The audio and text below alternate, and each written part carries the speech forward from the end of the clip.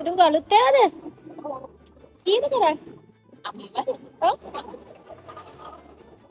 මට දෙන්නකෝ පහක්. ඔව් පහක්. එද? කොච්චර කීය? ඒකෙන් දෙකක් දෙන්න.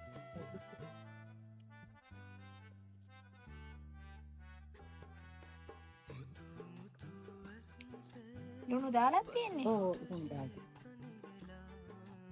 සම්මුඛසිය. ඒකෙන් දෙකක් දෙන්න.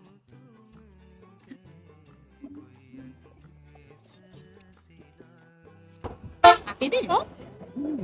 ගමන් තියනද? එතන හැමදාම ඉරුඟුද විකුණන්නේ නැත්නම් තව මොන හරි තියනවද? දවසෙන් දවස මාරු වෙනවද? නෑ හැමදාම තියෙනවා. හැම කාලෙම තියෙනවා.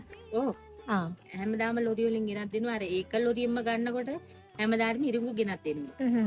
නැත්තම් අපිට අර එක එක්කෙනෙන් ගන්න කියොත් ලාභ බලන්න කිව්වොත් හැමදාම ඉරුඟු නැති වෙනවා. එහෙමත් තියෙනවනේ. ඔව් මෙයා ධෛර්යමත් වුන්ව අගය කරන්න පුළුවන් නම් ඒකට මම අවස්ථාව ගන්න එක කවදාවත් නවත්තන්නේ නැහැ.